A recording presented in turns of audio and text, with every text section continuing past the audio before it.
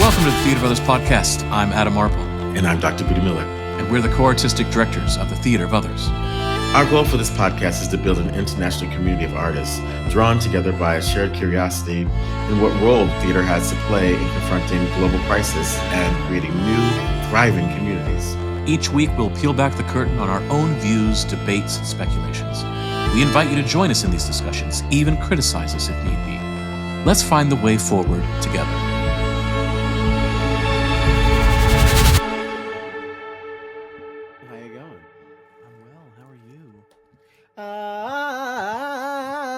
And gravity over here. All right. That's all right. You can do that too. It's a beautiful day. Can you see my beautiful day? It is gorgeous. Hey, it was beautiful here too. It snowed the day before yesterday, and today it was 68, 70. It was gorgeous. So, and you had an ice storm last week. Yes. It's crazy North Carolina weather, It's okay. Yeah. Did you let it go, Adam? Did you let it go? I did let it go. Let it go.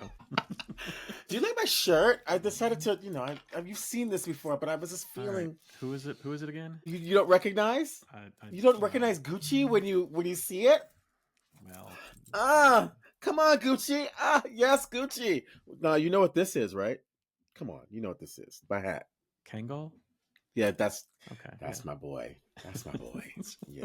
You will be invited to the barbecue. Yes, you will be invited to the barbecue. You know the quintessentials. Mm-hmm. Yeah, exactly. So, I have a question. How do we make theater in 2025 when the world is what it is today?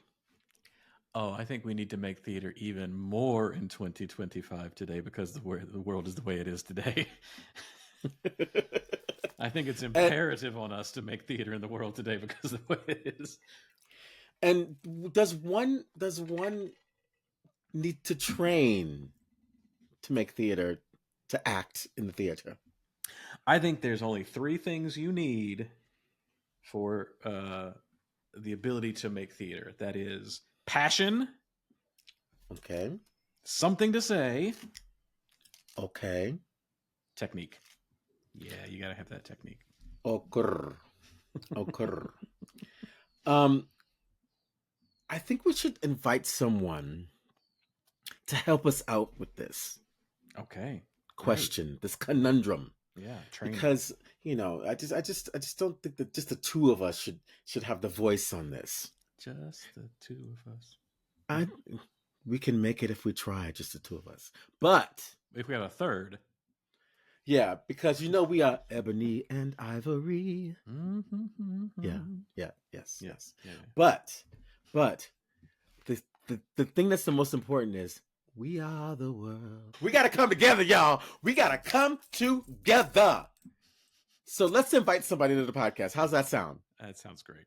Who are we going to invite to the podcast, Adam Marple? I don't know. Who would you like to bring on? I have a friend in New York. I have a friend in New York too. Is it the same friend? And yeah, and he's a Columbia grad. Okay. Yeah. Uh-huh. And he teaches at my alma mater. Oh, NYU. Yeah. Yes, NYU. Yes. Yes. And I kind of feel like he would be the perfect filling in our wafer. Yeah, a nice chocolate filling in our vanilla chocolate wafer. How's that sound? Yeah. Great. That's an odd combination. Yeah. Odd? Why is that odd, Adam? Are you being racial? Are you being racial? Not at all. I'm just saying Nabisco. I've never seen the vanilla wafer, chocolate filling. That's because of imperialist, white supremacist, capitalist patriarchy and Nabisco. Amen. Wait. Adam Marple, who do we have on the podcast today? We have invited Carl Cofield onto the podcast today. Carl is the chair of graduate acting at NYU and associate artistic director of the award-winning Classical Theatre of Harlem. His directing credits include the world premiere of Nineteenth by Kemp Powers of the Old Globe, Seize the King and the Bacchae, both New York Times critics' picks, Memnon, the Getty Villa, One Night in Miami, Rogue Machine, Denver Center, and King Lear starring Andre de Shields and A Midsummer Night's Dream, Classical Theatre of Harlem. Other regional credits include A Raisin in the Sun and Afrofuturistic Twelfth Night, Yale Rep and Classical Theatre of Harlem, Disgraced at Denver Center, and The Mountaintop at Cleveland Playhouse. Cofield helmed the Princeton and slavery plays at McCarter Theatre, collaborating with renowned playwrights like Jackie Sibley's-Drury and Brandon Jacobs Jenkins. Come on, Brandon Jacobs.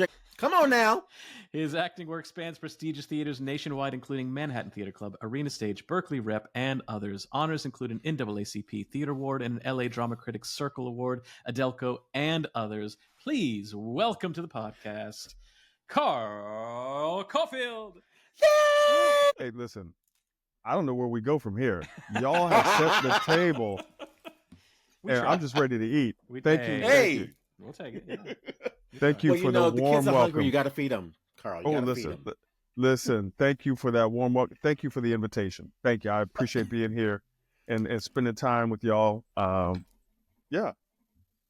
We are so happy you're here, Carl. We're so happy you're here. I mean.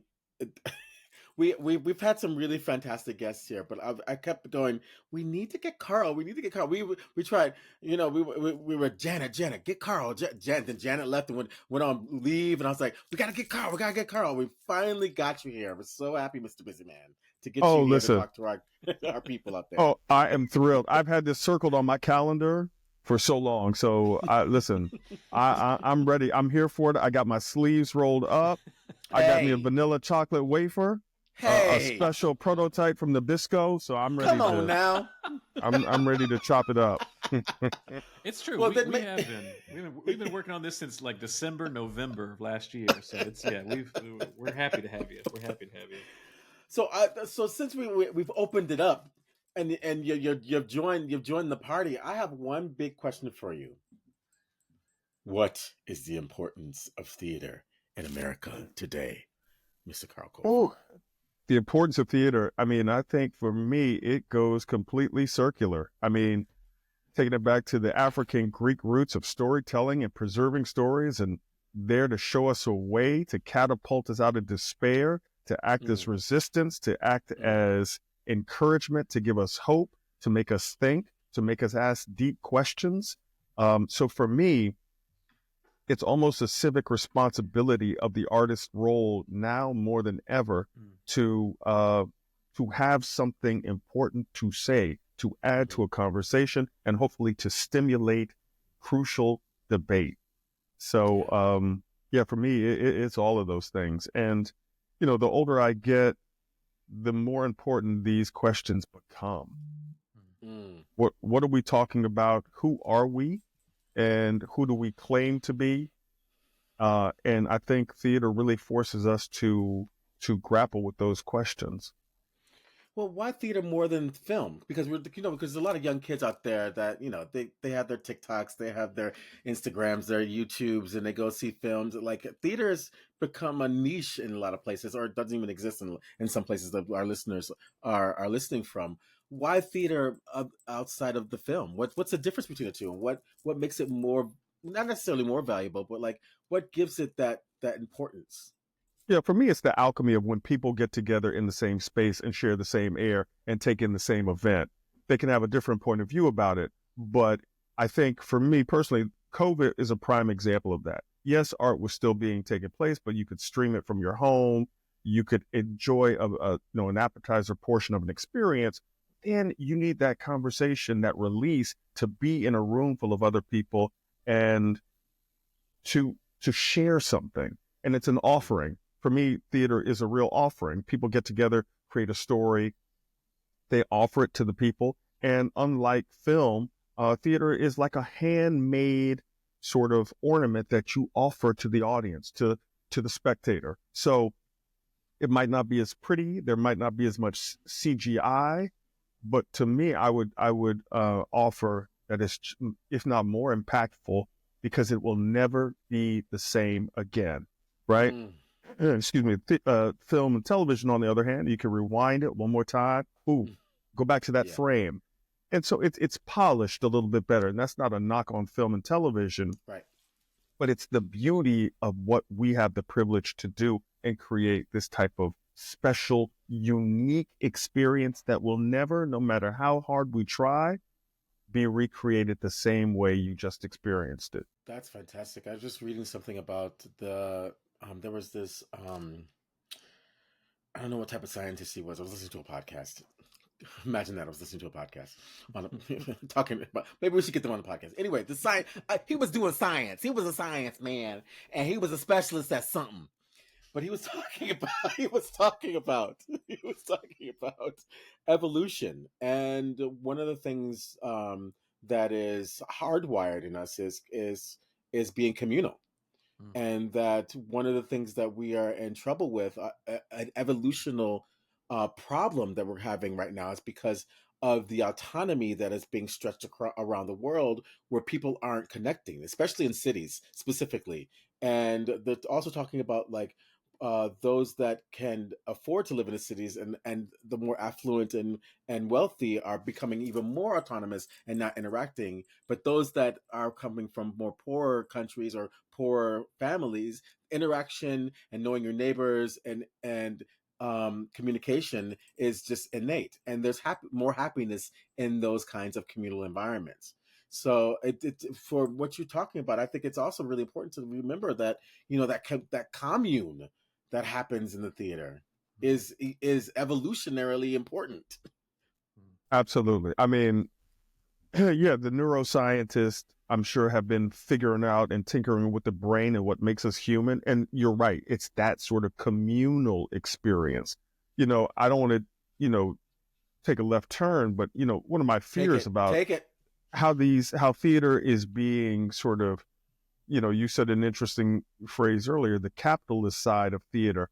I fear that it's going to become boutique, right? And so what would that look like?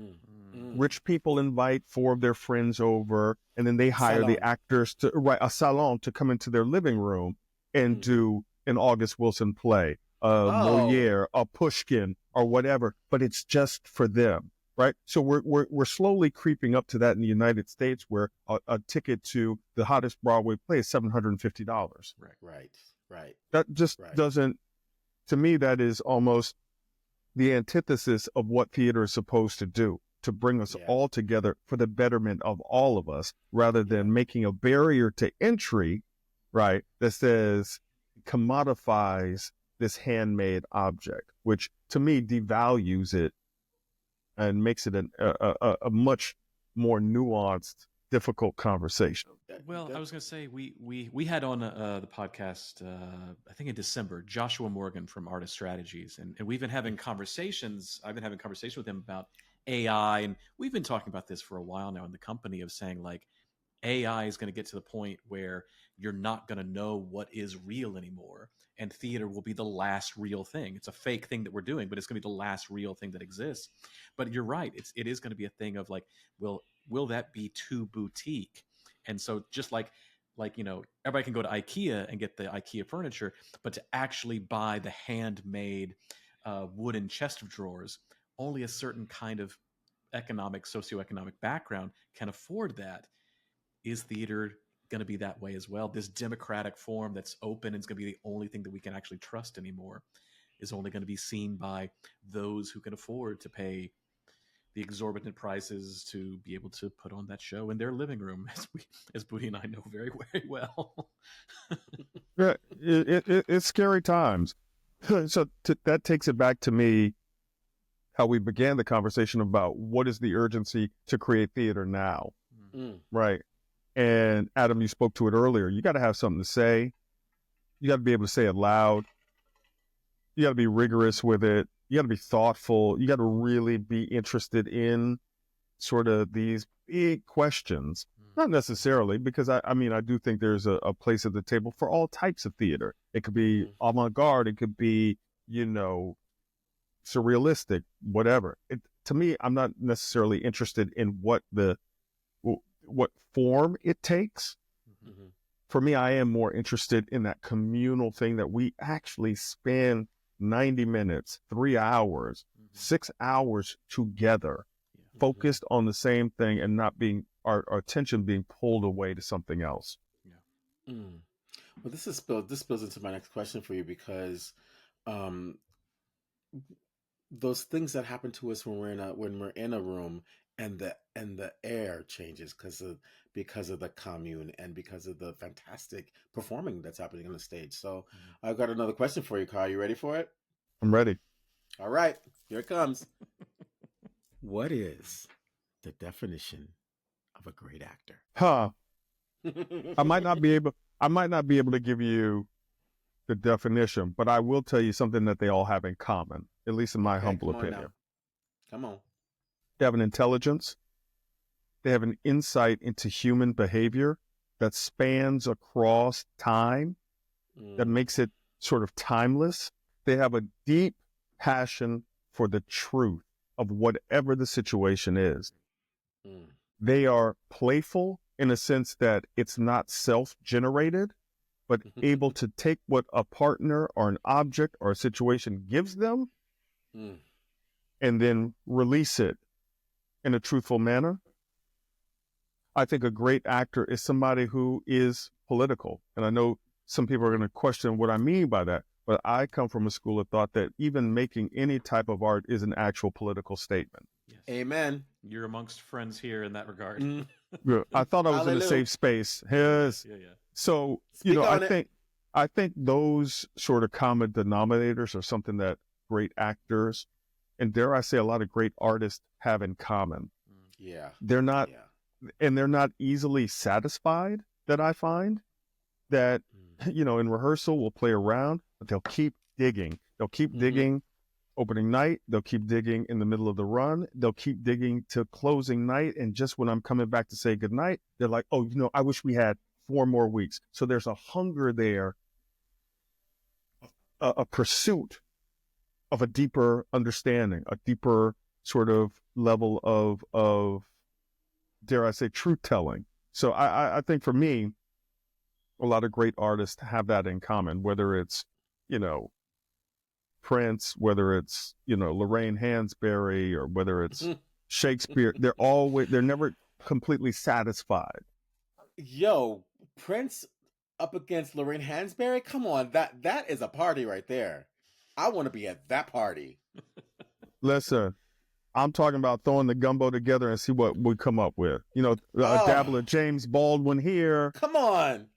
Put in a little Meryl Streep, yes. bay leaf. Yes. And we just eat. That's my kind of party. That's my kind. Yeah. So I've been having this conversation recently just because there's this video clip of Marianne Jean-Baptiste, the film that Mike Leigh film she's in right now, and she's at the table, she's having a conversation with her family. I'm believing it's her family. I've had to see the movie yet. I'm dying to see because Mike Leigh's one of my faves, and they've got the actual script scrolling as she's performing it, so you literally get to witness the virtuosic brilliance of Marianne Jean-Baptiste. I fell in love with her in Secrets and Lies. She's been I've been a fan of her since then, and I've always known she was extraordinary. But the brilliance, I'll send it to you, Carl, if you haven't seen it. It's incredible. And for me, when I see that, that's why you go to school to train. When I see this, and I've been having conversations with people about this, it's like, that's why you go to school. To be able to do that. To make yourself that porous, believe it or not, takes a tremendous amount of work. And, it seems counterintuitive. You're like, just be. But I think everyone on this podcast knows that it changes. How can you just be when the boom person is holding the mic 6 inches away from your face? How can you just be when you are having a passionate scene with an actor you just met, a week ago, and you have to create a 30-year marriage or relationship with this person? How can you be that porous, that open, and still do the work that you want to do, right? Because I tell my students all the time, the song sounds amazing in the shower. It sounds like a chef's kiss. You looking in the mirror like, I am bad. Like, I got this. You get into the room and people now are spectators, something changes.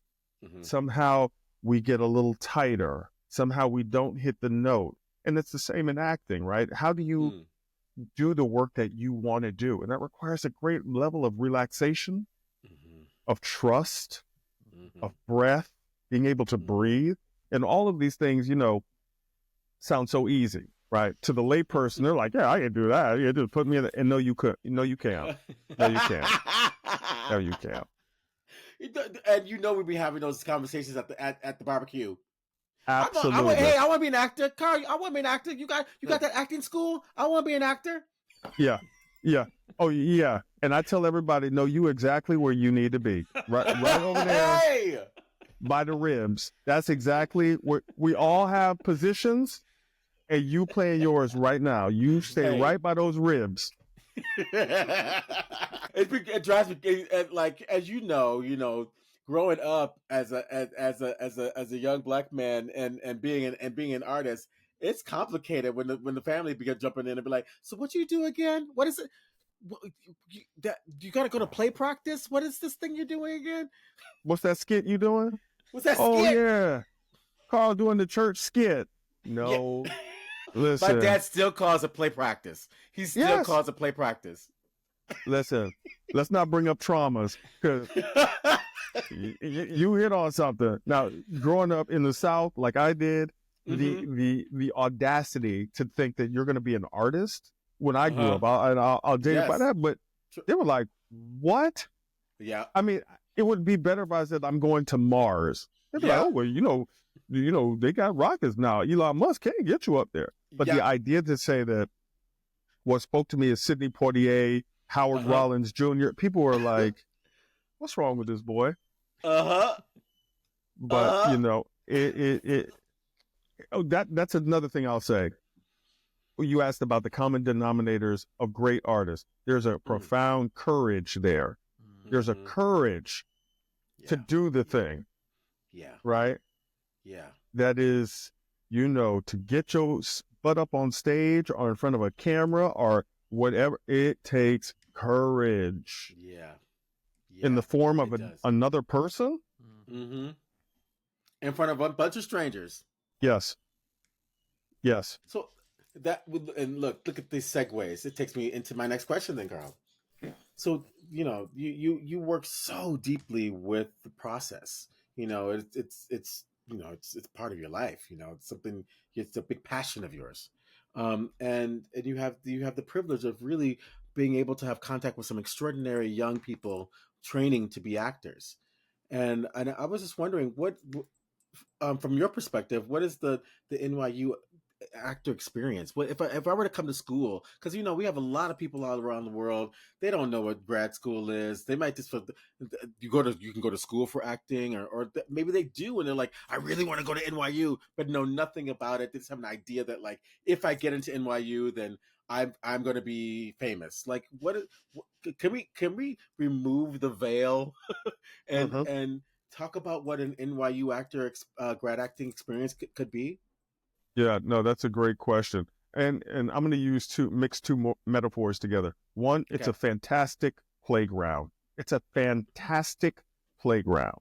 So we have a sandbox, we have a slide, we have some swings over here, we got a roundabout, but it's also a laboratory, right? So it's this playfulness, but there's a scientific madness to it, right? That a beautiful alchemy happens.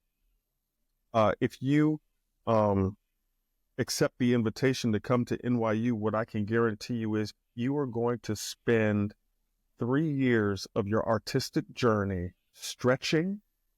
There's a word I like, that elasticity, a playfulness, and yet a rigor. So it's sort of on a very delicate balance, but it is really examining these the minutia of human behavior, but always making sure that we don't lose too much of the playground. Because you got to go over there and build a sandcastle, and I'm going to come over and kick it over and say, hey, that wasn't as good. Let's try it again. And we're going to do a different incarnation, and you're going to be a collaborative artist, right? the things that I have the privilege of putting artists together in a collaborative spirit, that is something that is so passionate to me, because what we do is such a collaborative experience. And this is not a knock on any other art form, but you're not going to your computer and spending 9 hours writing a novel, a poem, a screenplay. You're not just going to the ballet bar and doing 5,000 pliés by yourself. You are actively engaged with 15 other people who are interested in the same journey that you are on to become a better actor. And what I will say, what separates us is we are strongly collaborative with other artists. Our graduate film program, the minute you get there, we're putting you together with people who we hope you will go on to build and make and challenge and poke and prod together, because it is a collaborative form. So I would say all of those things are at the forefront of an NYU graduate actor. And I said it before, but the things that will denote an NYU graduate actor are they're going to be playful. They are going to be wildly imaginative. They tend to lead from a place of yes, and okay, yeah, and okay, and what if we put this in there? What if we throw this bay leaf in? And so there's that energy. They're going to be rigorous. They will have many tools in their belt, but won't be beholden to the tools. That's an important thing. Come on, right? Speak on this one. Come on, Carl. This is an important thing. We are not in the position to try and change you, right? So there's trauma from, when I was in theater conservatory. Oh, you come in, you're from the South, you have a lateral list. Okay, we're going to change you to Mid-Atlantic, RP, or whatever it is. We're not interested in it. The Michigan one. I had the Michigan accent. Yeah. Georgia boy right here had to get rid of it. Yep. Exactly. And so we are less interested in that, but we are interested in giving you the tools to be the artist that you want to become. Did everybody hear me? Give you the tools to help you be the artist that you want to become, right? So for about 2.5 years, we prescribe things to the artist. In their last time with us, they tell us the artist that they want the world to see. So we're in it right now. We have something called free play. So it's a culmination of all of their experiences, the plays that they've been in, the classes that they've been in, the workshops that they've done, the movies that they make. But now the table is set for them to say, this is what I want everyone to eat. And they make it themselves. Oh, I love that. Yeah. I love that. And I mean, and that's why you train. That's why you train. Yes. Yeah. We study Coltrane so you understand what Coltrane is doing, but then we don't ask you to be an echo of Coltrane. We say, go find your voice. What voice do you want to have? Yeah. Yeah. And so now we're going into the voices that we want to have in the industry. And so my question to you is, who is the professional working actor today? How is it different than 10 years ago? Great question. I think the professional working actor today is multi-hyphenated. I think there's a bit more entrepreneurial side to the working actor today, just because of the sheer demands. When I entered the field, for the listeners, we had a huge regional theater presence. You could go work in a repertory theater company. Now, what does that mean? That means they would have a group of 20, 40 actors together to make a company, and they would give them a plethora of wonderful scripts to work on for the course of 9 months. And you, as an audience member, you could come see your favorite actor do Ophelia by day, and then go to lunch, and then come back and see that same actress do, Beneatha in A Raisin in the Sun. Raisin in the Sun, yeah. Unfortunately, because of money, quite honestly, those companies are few and far between. So I think the actor, as we always do, have to improvise, adapt, and overcome. We use our improvisational nature to say, okay, the landscape has changed. How do I make it work for me? So I think it's going to be hyphenated. I think it's going to be actor, writer, producer, director, choreographer, intimacy coordinator, fight choreographer. So I think there's a lot more hyphens to what the actor does. I don't think the day of, and listen, this is just my personal opinion, the day of just being the actor who waits for the phone to ring and hope that you give all of your agency to the agent to call you. I don't think those days are as plentiful as they were when Field. Yeah. Can you please speak on that, Carl? Because Adam and I talk about this all the time, and I just want to keep driving it home. Yeah. About like that's not the world anymore. No. Even though, and we should talk about this a little bit. And I know it doesn't happen at NYU, but even though a lot of the training programs out there are still training for that. They're still making it like the world exists, where you can go and be in a rep company. Which name a couple. Like, I mean, off the top of my head, I can't think of anybody that's still doing that. That you can be working at. No, with there's Ashland, which is the Oregon Shakespeare Festival. But that's come on. When we came into the field, I could name 10, 15. That's just not the case anymore. And here's I'm going to pull the veil back a little bit. I have the privilege of being the chair of the graduate acting program at New York University, grad acting. Our program was founded by Zelda Fitzchandler. For your listeners, Zelda Fitzchandler is in the pantheon of great American theater pioneers. Speak on her, please, because she's very important. Speak on her, please. Oh, she and her husband founded one of the foremost American regional theaters called Arena Stage in Washington, D.C. In addition to this, her passion was in actors. She loved actors fiercely. I'm a country guy, so I would, describe my mama, I would describe my grandmother, and people like Zelda Fitzchandler. She would beat a bear with a switch to protect actors. Yes, she would. Come on. And in addition to founding Arena Stage, she took her talents to NYU grad acting and made a place that is hallowed ground. And side note, she also ran the acting company. Had a family, it's quite amazing. And I encourage anybody who's interested to go out and read the books on Zelda. You must. So I bring Zelda's name up because at a time when Zelda was doing Arena Stage and training actors, you did have rep companies. So the expectation was you had to be able to go leave NYU grad acting and fold into a repertory theater company. And that's great. I have the privilege now of leading us. And what I always say is I'm trying to prepare actors for what is the 21st century actor? What does that look like? Of course, you could go to a rep company. Unfortunately, there are not that many around. So in addition to training you for Oregon Shakespeare Festival, the Alley, Alabama Shakes, I'm training you to walk out here and be a presence on a Broadway stage, a regional theater stage, obviously film and television, but also to give you tools to navigate this changing landscape, because the landscape has changed.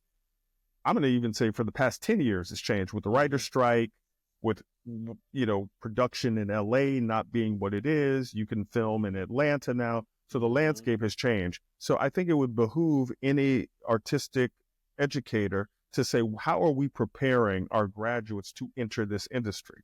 And for us, it's looking at that landscape and thinking 15 years ahead and saying, oh boy, do we need to program how to act with robots? Like, is that could be a real thing. What are we doing here? Well, it's another form of puppetry. You got it. Everything old is new again. Yeah.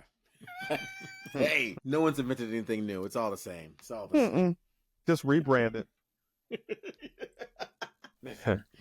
I have another question, Carl. Are you directing any shows? What you got any other things going on outside of training? What your professional practice? How's that? Are you able to have a professional practice with the kind of job you got? Yeah, thank you for asking. Yeah, it's important for me, and I have the privilege to to be the Associate Artistic Director of the Classical Theatre of Harlem. And so I'm in preparation for our big summer show, which is Memnon. And for your listeners who don't know, most people, myself included, when I first heard of Memnon, I thought, oh, you meant Agamemnon. Agamemnon, yeah, exactly. No, for your listeners, Memnon is mentioned in the Iliad as the equal to Achilles. The equal to Achilles. He was an Ethiopian warrior king that we don't hear about. Strange. Why did we not hear about this? I don't know why. Do you know why? Could it be imperialist, white supremacist, capitalist patriarchy? Get Nabisco on the phone. Get Nabisco on the phone. Get Nabisco on the phone. Get Nabisco on the phone. They got a lot of splaining to do. Come on, tell us more about the story, because I'm now you got us. We're hooked in. Yeah. So when Troy is on its last legs in the battle for Troy with the Greeks, they have sent Memnon packing. Memnon was born in Troy, but the crux of the story lies in his citizenship, right? He doesn't look like the other Trojans, but when the chips are down, they call him back from Africa to come save them. That sounds so familiar. Well, listen, in the 21st Barack century, thank you. And now who's a citizen, who isn't? Well, you can go fight in the military for it, but who's a citizen? Come on now. So here again, it circles back to these questions that theater forces us to ask ourselves. Who are we? Who do we claim to be? So Memnon is brought back, and he has this inner turmoil about why does he come back to fight for the people who questioned his citizenship. And he and Helen of Troy are the two outsiders in this world, and they create a little bond. And then ultimately, the gods turn him and Achilles into, according to the Iliad, they raise them to giants, and they battle for 2 weeks straight. And at the end, I won't give any spoilers away, but the gods intervene to help shape the outcome of the fight between Achilles and Memnon. Because it wasn't going to stop. It wasn't going to stop. And it wasn't going to stop the way that we have inherited the mythology of how it stopped. So it's a fascinating play by Will Power. When I found out about the story, I reached out to Will Power, and, he got so excited. And I think, I'll speak for myself, Will is a avid history buff also, just because of the nature of the work that we do. We're always into these stories. We hadn't heard about this story. And as artists, we said, we have to fix this. Yes. This story has to be in the pantheon of Odysseus and Helen and Oedipus. And where is his story? So that's what we set out to do. And we just did it at the Getty Villa in Los Angeles. Now we're bringing it to New York. When is it happening? July 6th through the 28th in Marcus Garvey Park at the Richard Rogers Amphitheater in Harlem. You can go to Classical Theatre of Harlem to see behind the making of it and who's in it and all that good stuff. It's fantastic. Man, I'm going to be in Oregon. I'm going to miss it. I'm going to be in Oregon that time. You know what? I'm going to put right here. Please come. Put right here. I know that trip from Oregon. That's a big one. Come and see this show. I might just come for one day. Come to New York for a day to see it. I'm gonna try. Come on. I'll pack you a little to-go bag so you can get it on the car and eat and go on back and. Memnon. Okay, I got it. I'm gonna try. I'm gonna be in America. I gotta try to see that show. I want to make it happen. Yeah. I hope you can make it, and so that's what we're up to. Adam, I think you'll get a kick out of this. Our teacher, Ann Bogart, used to talk about do one, see one, teach one, or I forget. Do you remember her? Yeah. And I think that is such a beautiful thing as a practitioner. What is it? Let our listeners know what it is. So if you're an actor, right, you do one. You go do a play. You go do a movie. You go do a TV series. And then you teach one. Right. So you teach acting, what your experience was. And then the next phase of that is you go be a student somewhere. So it's this beautiful continuum of artistic life that just keeps you fresh. It doesn't keep you complacent, and you don't get to a point, yeah, I know how to do. Yeah. Was it Shakespeare? Yeah, I got it. It always keeps you in a it always keeps you in a state of curiosity. I feel like I do that naturally. I get teased all the time. Like, what certification are you getting now, Budi? I love learning. I just love learning. It's Adam, true. what is your do one? What's your most recently do one? Do one? What play I'm doing? What thing Yeah. I'm working on? Edward II. Brecht's Edward II. That's that old chestnut. But I'm working on. I'm helping a student do Tom Paine. Will Eno's Tom Paine. So that's not that's just teach one. That's a teach one. That's teach one. And then learn one. Like I'm always learning. We're reading. I'm reading. I'm past the poetics right now. I'm on the Natyasastra and I'm loving it. So we're in that land and doing that. Oh yeah. Oh, tell Carl the books we're reading for the book club this year. He's gonna love this. So we do a book club every single year, and usually Budi and I just pick our favorite books we want to introduce people to. But this year I said we should do the books that we were supposed to read in school, and that nobody does read.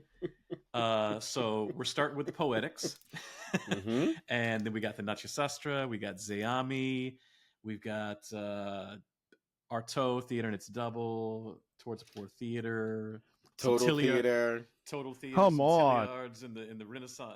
What is it? The Elizabethan worldview. Yeah. Come on. Yeah. Art, myth, literature, and the African diaspora. Wolashrinka. Yeah. We're reading it all. Yeah. Please send me that list. All the books you were supposed to read, but you know that you didn't. Ooh, please send me that list.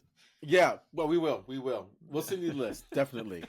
But when I read the poetics, I was like, oh, God, I remember why I kept turning it off. Mm-hmm. But then I just read it. I just read it to understand the reference of it, and because I gotta, because I wanna put in Eleanor Fugue's response to it too, as well, about like Brecht and what's happening. So it's valid. Okay, I get it. You gotta read it, y'all. You gotta read it, and it's not that long. No, you can do it in an evening and then put it down and never have to pick it back up again. But it's very prescriptive. Like theater. But this is what the other thing, y'all. I'll stop talking about this because we're gonna do this anyway. But the whole reason you can see why the book was actually it was a lecture and not a book. You can tell it was just what I mean. It's somebody in their classroom having an opinion. Yeah. Yeah. But you also, and we are going to talk about this, but you'll see how it just influenced neoclassical theater makers in France, and then it just made it this way and made it prescriptive in a way that was just there's a million TED Talks out there. I don't have to listen to them. I don't have to prescribe. I don't have to live by this. But all of a sudden, everybody thinks you do, and every single undergraduate play analysis course or theater history or dramatic literature course is going to make you read it and talk about how important it is, and it's ish. It's good to know, but you watch any television show, you get it. You understand structure. It's anyway. That takes me to one quick question before we go to break, because this is a big thing that we talk about, and I want to know how do y'all address dramaturgy at NYU grad acting in your curriculum, dramaturgy specifically? Because I know as a director, you know how important that is, but actors, dramaturgy.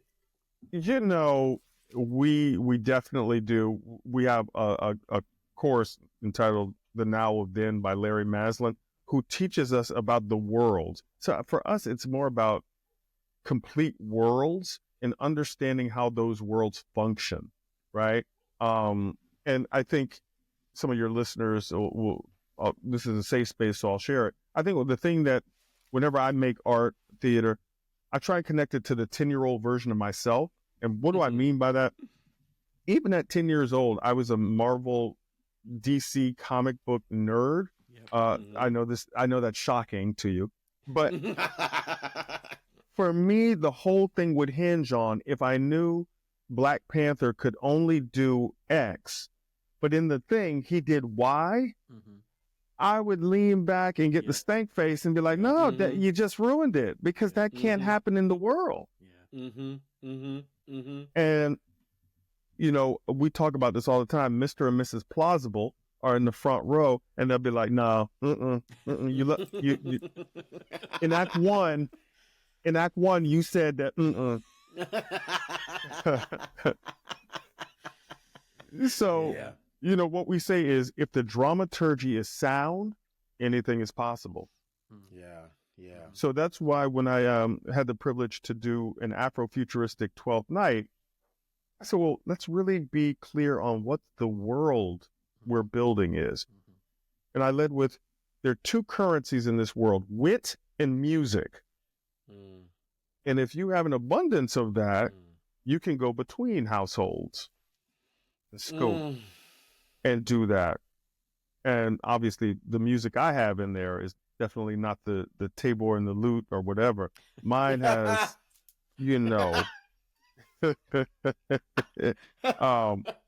but, you know, they told me when I was a young buck, Shakespeare is there's so much elasticity in there. If you have sound dramaturgy, you can put it on the moon. And I was a mischievous young fella, and I was like, I'm here to test those theories. And a lot of it you can. Yes. A lot of it you can. Yeah. It does hold up for a reason. For a reason. Especially when you're speaking English. And making it approachable, because, I mean, I don't want to go off on my soapbox on that, but we got to get out of being precious. You know, we can't be precious with it, because it can handle. And what the original intent for it was to be of the people. It can handle it. It has the resilience. It can handle it. It's not precious. It's not precious. I love that. Yeah. I love that. Yeah. Y'all, we need to go on break, because you know we're gonna be here all day. Carl got a job. We gotta send that man on. He's got work to do. We can't be holding him all day, Adam. So shall we take a break, gentlemen? Okay, let's take Indeed. Ladies and gentlemen, and non-binary conforming individuals, you are listening to the stereo sounds of my daughter, JDB.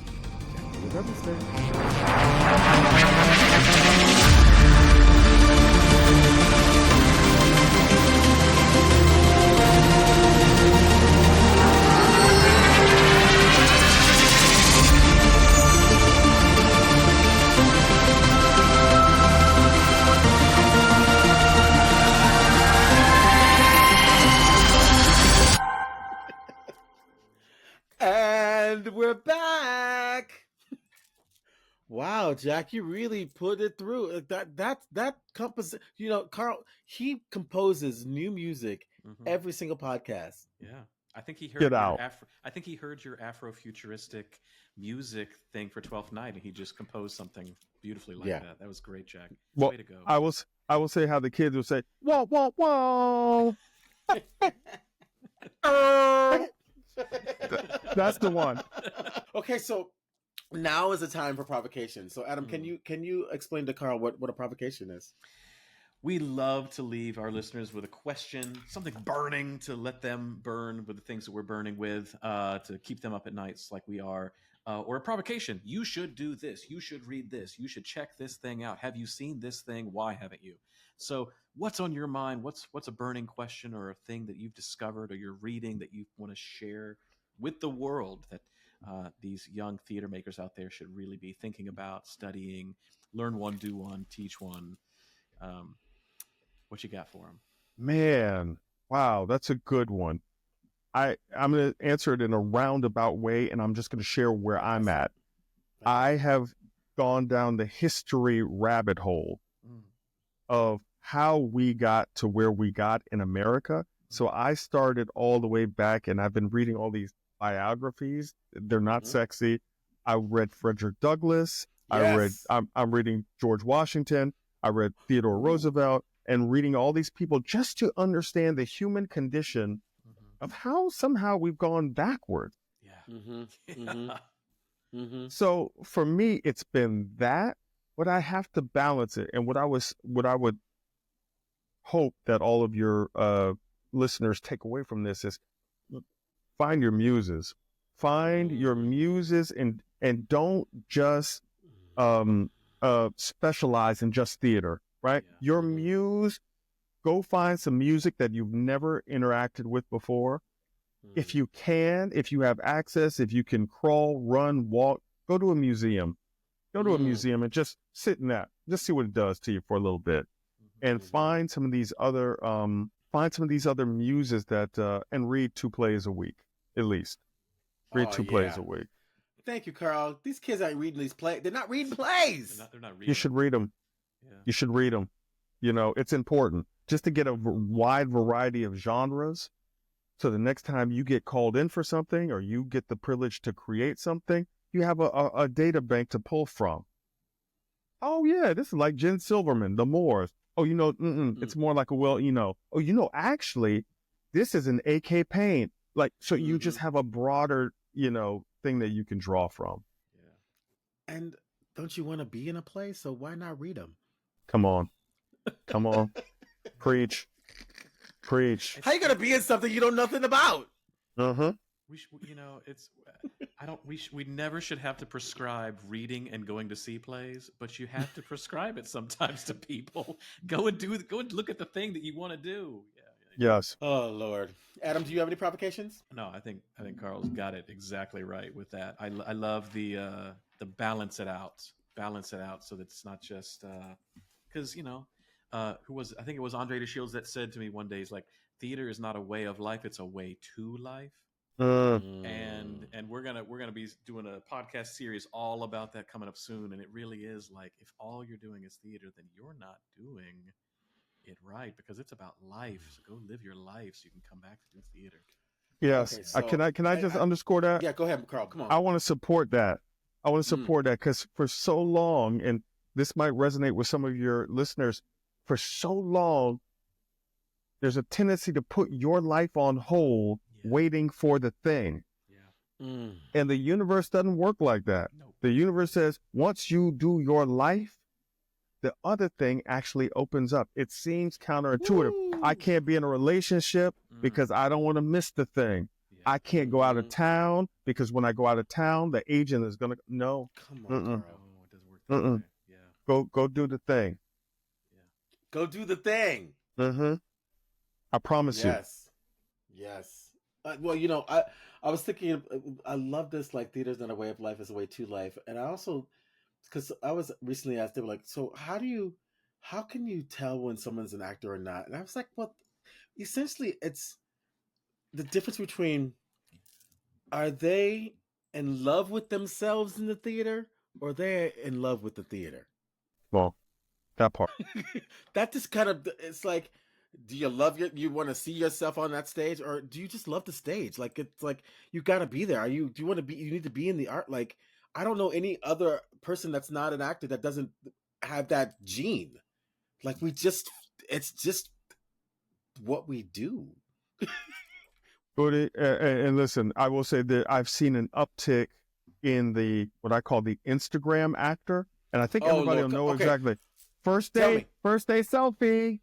Right? So it's more about capturing the first day rehearsal, #actor life, than actually the quiet actor who just goes in there, rolls up their sleeves and get to work. Very quiet.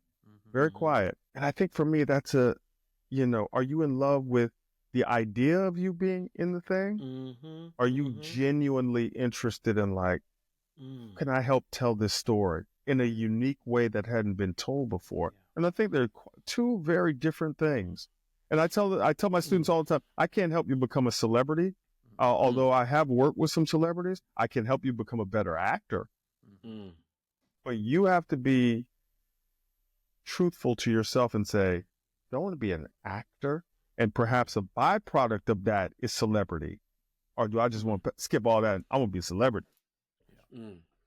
Well, I was thinking about that quiet actor, because Earl Gister used to talk about take care of your introverted students, because those are the ones that bring the gods. Mm-hmm. And so whenever I get an introverted student, I was like, and they see all the other actors, they're like, they big, bold, up that, and they get frustrated because they're not like that. I said, don't worry about that, because they're usually the ones that are that go the deepest. I said, you don't have to be like everyone. You don't need to be like everyone. Stay introverted. Stay clear. The reason why you are an introvert is because you take on the whole world and you don't know how to have a clear boundary yet. You're learning how to take care of your nervous system. So you have to step back just for a second, just because everything is so big. Doesn't mean you're not here. I see you. You're here. Mm-hmm. Carl. Man. Adam Marple, how are we going to know that these people are doing what Carl said? They're going to go to speakpipe.com/theater of others. Again, speakpipe.com/theater of others. Theater with an R-E, theater of others, all one word. Leave a 90-second voice message on there. We'll be happy to play it on there. We would love to hear you taking these provocations onto yourself and coming back to us with questions and provocations to us and Carl as well. You can also if we can't answer it, we will ask Carl. Absolutely. We'll get Carl online. Carl, could you do a little soundbite here and answer, please? You can also send us an email at podcast@theaterofothers.com. We are also on the socials. I don't want to talk about them, though. But he's mad at Meta. He's mad at Meta. We should all be mad at Meta. I'm mad at Meta, too. But the only way they're going to know about these great interviews, these great books that they've never read, and this cool new series we've got coming up is if they do what, Budi? What do they need to do? Subscribe. You got to subscribe. We come to your inbox every week for 5 years. Every single week, we are in your inbox. How you gonna know? How you gonna know what Carl got to say if you don't subscribe? That's right.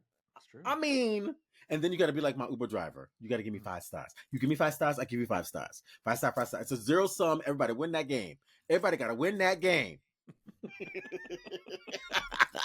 And then if you really like us, if you're like, oh my God, I can't give you 5 stars. I have to give you 5.1 stars because Carl Cofield was on the podcast. You give us a little comment, leave us a little comment, and it goes into the algorithm. And we go from the top 5% podcast in the world to the top 1% podcast in the world. And you know what happens, Carl, when we go to the top 1% podcast in the world? Do you know who's coming onto the show? Oh, Oprah. Come on, let's do it. Because she loved the number ones. She loved the number ones. She loved the number ones. She likes the number ones. She likes our book club so much. Listen, I damn near smashed my computer trying to smash 5.1 stars.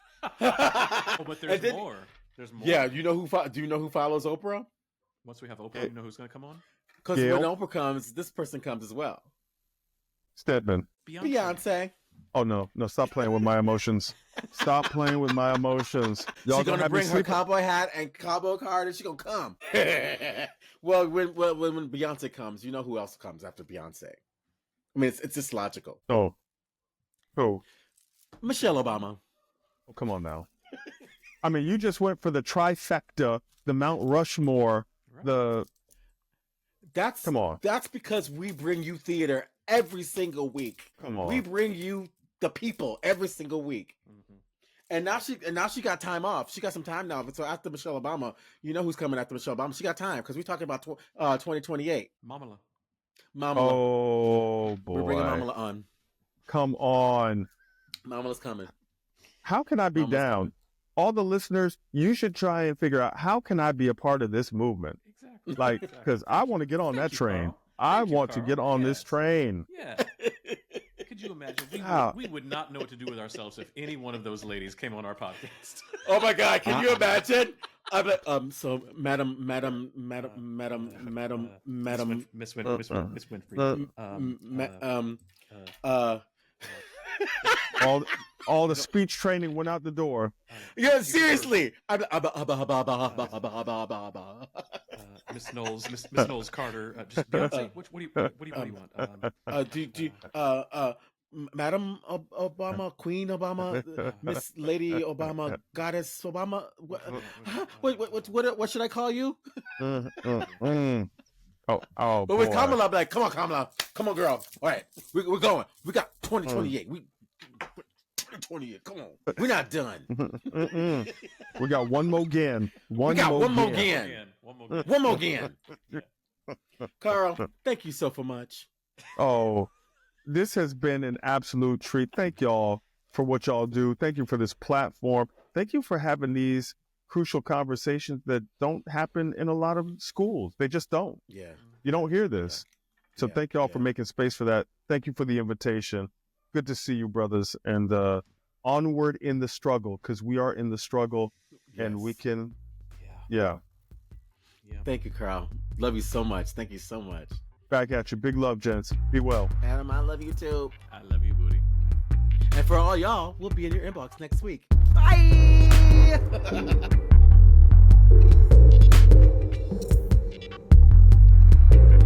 Thanks for joining us this week on the Theater Brothers podcast. Make sure to visit our website, theaterbrothers.org, where you can subscribe to the show in iTunes, Stitcher, or via RSS, so you'll never miss a show. While you're at it, if you found value in this show, we'd appreciate a rating on iTunes. Or if you'd simply tell a friend about the show, that would help us out too. A special thank you to Purple Planet for the music you've heard. The Theater Brothers creates a shared community of artists and audiences for the purposes of exploring the most profound issues of our lives and times. We believe the play watches the audience.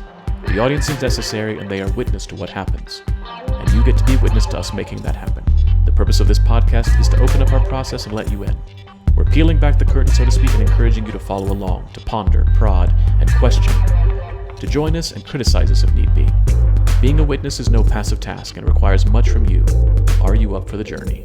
Be sure to tune in next week for our next journey.